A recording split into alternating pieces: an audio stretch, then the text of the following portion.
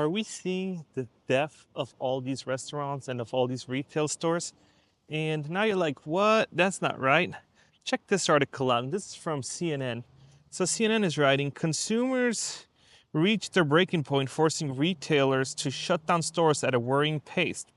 So they're saying that Family Dollar closed 677 stores, Big Lots almost 300, and LL Flooring shutting down 300. So major retailer have announced 6,200 store closures for the year, already outpaced the last year's of 5,553.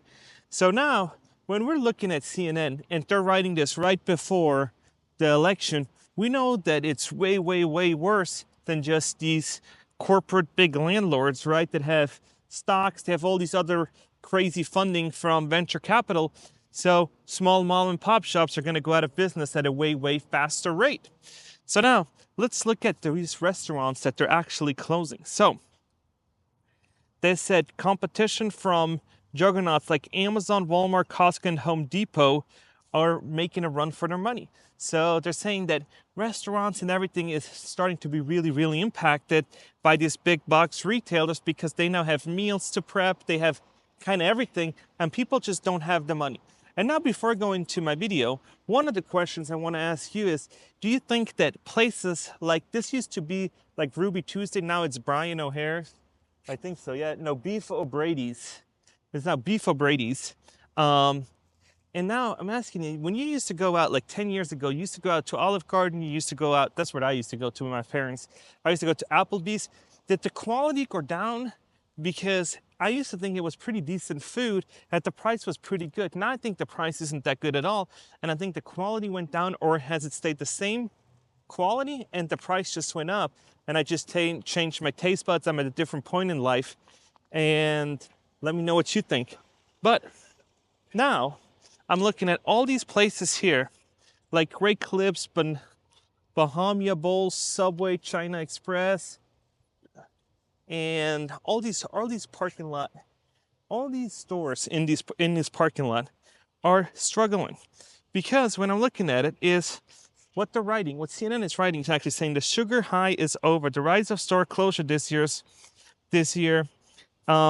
After the pandemic, when retailers were closing thousands of stores a year, online shopping grew rapidly. Okay, we knew about that. So they're saying that JCPenney, Pier 1, and others filed for bankruptcy. So super, super crazy. And now we're looking at even more closures. And it's not only that this retail, it's also that it's restaurants, right? So when we're looking at a similar shift is happening in the restaurant industry, where you just don't make money. So we're looking at Red Lobster, Raw Eye, Tijuana Flats, Buca di Beppo, and other restaurants have filed for bankruptcy this year and closed hundreds of stores. Then he said this week it's closing 150 restaurants. So now we're looking at, is it that the food just went down, the quality just went down, customer service not there, or is it just that it got so expensive that people are saying, nah, it's just not worth eating out anymore? Because last time I went to Denny's with my family, it was like $50 for two people to eat breakfast before tip, and then you leave a tip, and it's $60 for breakfast. Breakfast used to be a cheap alternative. So now let's look at it. Everyone has lost traffic. Everyone. Denny's CEO said, right? The Denny's CEO said everyone lost traffic. Discount chains are also struggling. So something doesn't really make sense if discounters, the dollar stores, and all these ones are also struggling. What's doing really, really well? Because Amazon used to be my go-to place where I start buying stuff. But now, lately, they changed their return policy. I tried to return an item today, and it said, you can't call them. And they said, call feature not available. And so I was like, wow, you said you lost my package. It said there was an issue, and I can't even contact you no more. So now that's going to open up the gap for somebody else to step in, because customer service used to be right on spot with Amazon. You used to call them, they pick up the phone right away, and now they're moving away. Why? Probably make more profit, make more money, right? And now they're saying Walmart's customer base, the chain's market share of people making more than $100,000 a year has grown recently. So what Walmart is saying is basically that, hey, people are making $100,000 here is now where they go and shop. And I kind of see that because Walmart is like when you try to find something, that's where you go. If you're looking for something, if you're on a mission, it's kind of where you go because that's such a big place to do it. And I know some people are like, I never go to Walmart. But hey, it makes sense. Shaq O'Neal goes there. I go there. I know a lot of people that go there. The end result is what matters. Competitors at the inexpensive end of the market has been getting squeezed out. Family Dollar hit troubles as its core low-income customer struggles to afford the basic necessities. And then it's talking about Big Lots, CVS, and all these other stores that are basically going out of business. And they're saying, oh, there's some stores are opening. TJ Maxx, Home Good is opening 90 stores. And Aldi, for some reason, is opening up 800 stores. And now when I look at Aldi, I grew up using Aldi because it's a German brand. And what they always done was they have like a similar style as Costco. They offer their own brand. They source it correctly, and they're like making sure that everything kind of is done within a few employees and not have it overstaffed and not have a gazillion people in a store. They have like 2 people or 3 people in a store in a given time, and one of them loads up the shelves and one of them is up front. But it's cheap. They even have like where you have to put in a quarter to get your cart returned because they don't want you to actually just put the cart somewhere so it doesn't cost them money, so that there is no money having somebody to run around and pick up these carts. Because when I'm looking at this parking lot right here and I'm at Target, when you're thinking about it, when you're not going to push these carts back, I know it seems like petty, but this, as a business owner, for me, I'd have to hire somebody to push these carts back into the building so people can take it. So if you want to save money, you should just grab one cart and push it back, because there's going to be some employee that has to come and pick up one of these actually and push it back. And I've seen them around, they're over there, and the further you push them out, the more time it's going to cause them to do it, and the more you're going to pay with it. So this is an indirect cost to you for being lazy. And I know sometimes you're in a hurry and you just push it to the side and you're like, oh, just let me not worry about it.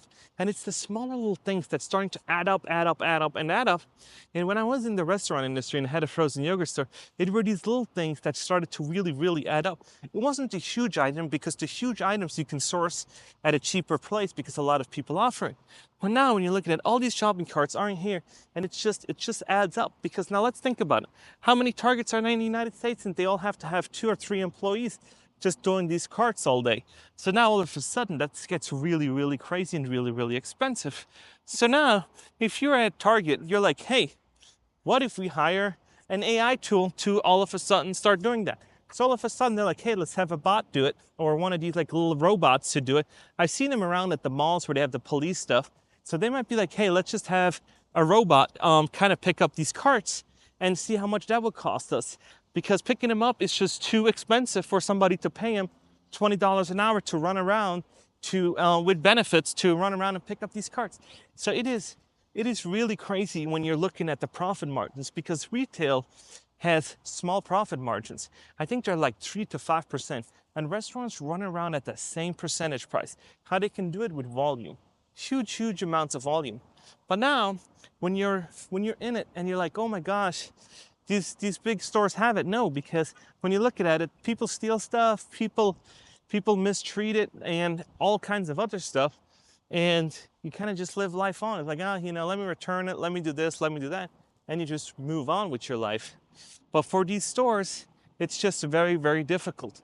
And I'm not saying that Walmart, Publix, or Target are that much struggling, but I'm telling you, small mom and pop shop, there's no way you can stay in business when there's times like this where not even dollar stores are staying in business. Big corporations are closing down. How are you going to stay in business and try to stay afloat? Because when you are a business owner, small little things like the cart can be a profitable month or no profit.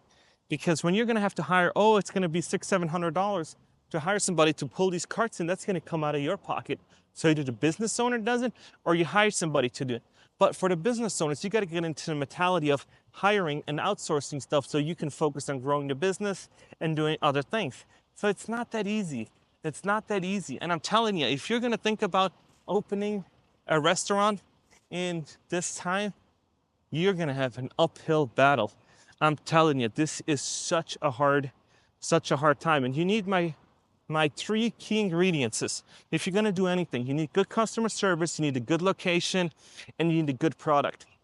If you haven't, my buddy says, oh, you gotta have two of those. I disagree. You need to have all three of them. Because if you're not at a good location and you don't have a good product, nobody's gonna buy it. People will get tired of it. So you gotta be so focused and you gotta have such a good product that people will line up in front of the store when it opens up. And it's hard. It's hard to do that. It is really, really difficult when you think about to build up that much momentum for a store to have to open up and then say, hey, I'm gonna open up in the store and I'm gonna have people waiting outside the store before I open up. So there needs to be deals every day that you can lure these people in. And once you're a business owner, you're gonna see that it costs to acquire customers. Regardless of what you're gonna do, it's gonna cost you money to get people in your store. Just because you have a sign outside isn't gonna bring people in. You need deals, you need to run marketing, you need to run social media. And it's a complex situation. And we do not give enough credits to these small business owners that actually succeed and build like an empire that like Dutch Bros or something. These people that go and actually do that need to be studied. These people should give talks to universities and actually tell people how they've done it and what they focused on and how they've actually achieved this. If you have a store that is killing it, you should be invited to your local college and actually be teaching and saying, hey, the college should come in and say, we're gonna pay you a lot of money so you can come and teach this to our students, because that's how the real business world works. And not go about your day and be like, I'm not gonna do it, because then you have professors that don't know anything what they're talking about.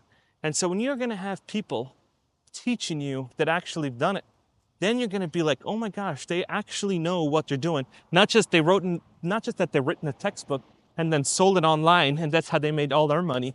No, they've actually done it. Especially in the business class. I'm not talking about my mathematics, physics, or something else. That is easily teachable if you can do it.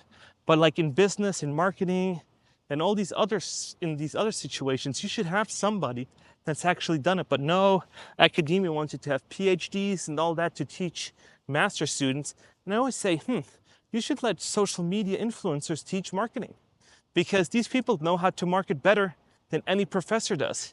And when you're looking at marketing, that is one key aspect of it, right? Social media marketing and Google, and setting up Google ads and stuff like that. Yeah, you can figure that one out, but have influencers, at least they mastered one thing. And then you give credit to all these colleges that you can actually do it. So yeah, once you learn about all this kind of stuff and you will like go in a restaurant and you're thinking about it, at least that's what I'm doing. It's so difficult to see how profitable or how bad it's gonna be at the end of the day, because there's so many restaurants that I see that are gonna be struggling. When I see and I walk in at 11, 12 o'clock and there's nobody there. So according to my three problems, right? My three key things I always talk about. Is there a good product? Is there a good product? Is there a good product? Is there a good price? And do they have good customer service? And you can tell when you walk in and the people already have like a sour look on their face and say, oh my gosh, this is gonna be crazy. So I went to the outlet mall today and actually talked to somebody, and I bought this jacket, and I went to Vineyard Vines and seeing what they did. And this customer service representative was so rude, and I actually written an email to corporate about it, because I was like, hey, if you have such rude managers and you do not deserve to be a manager at a store where they were talking about how fucked up they got on last weekend on a college party. And I'm just sitting there, and the desk was right here. They were standing right here, and I was there. And the girl that he was like bragging to, that employee, was like, oh, we got so fucked up at this party, at this college party. You should really join us next time, and doing all that. And she was like trying to say that there's a customer, and he just didn't give a shit. He was talking to her about 5 minutes about how there were kegs, beers, and all this other shit. And I was like, wow, how do you let somebody like that manage a store? And don't tell me that it's like, oh, it's inexperience or something. No, you can have decency and like, oh, there's customers, let me just dial it back. But some people just don't have it in them. And now we're looking at it like, man, if I was just big corporation, you gotta reel these people in. And when you have so much money, you have these huge stores, you have stores everywhere, you gotta get a hold of your people. And I don't know if you gotta pay them more, if you gotta give them more time off, be more flexible, but you cannot let your people be in a store like that because that's how you ruin your brain. And all of a sudden when you're like, oh, that's how you ruin it, and you're not gonna go back, and then they're like, I stopped going there, so I stopped buying my clothes there. Then all of a sudden you see store closures, other stuff going on, because people are complaining about how the store is run. And this hasn't anything to do with corporate. This has to do with how corporate hires these other people.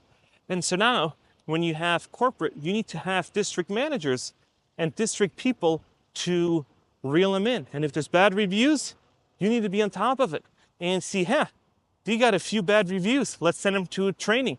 Let's see what's going on. Let's see if they don't want to do it no more, if we need to let them go. But yeah, this is just crazy times we're living in. So do you think that there's going to be more store closures? I think it's coming. I think it's coming because you just can't do it. The prices are so steep. The prices are so high. Customer service isn't really there because they want more money.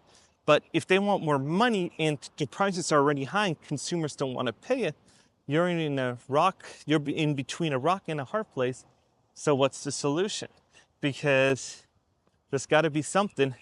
And yeah, that is just, and you can't even do much about it. So let me know what you guys think about all this. Am I just old school, or am I just completely in the wrong here? Let me know. I appreciate you guys. Like and subscribe. If you're looking for a job, message me on LinkedIn. See if I can help you out. You guys are amazing. I'm still here in Florida. Haven't made it out to Punta Gorda yet. I'm going to. This time I'm in a little Buick. So I rented this little Buick, and I've never ever been in a rental car like this. So this is the Buick I got, and nobody can guess how many miles there's on this Buick. I mean, this is the most high miles I've ever seen on a rental car. Can you see that? It is almost 40,000 miles on a rental car. I thought with 20,000 they got rid of them, but no. This is what I'm driving. And yeah, with 40,000 miles on a rental car, this must be 100,000 miles driving another car. But it's a nice car. Looks nice. Drives kind of funky. The transmission's probably on the way out because it's so jerky. But hey, rental car with 40,000 miles, probably. So I love you guys. Let me know what kind of topics I should do. Think about joining the community down below. I love you guys, and I'll see you in the next one.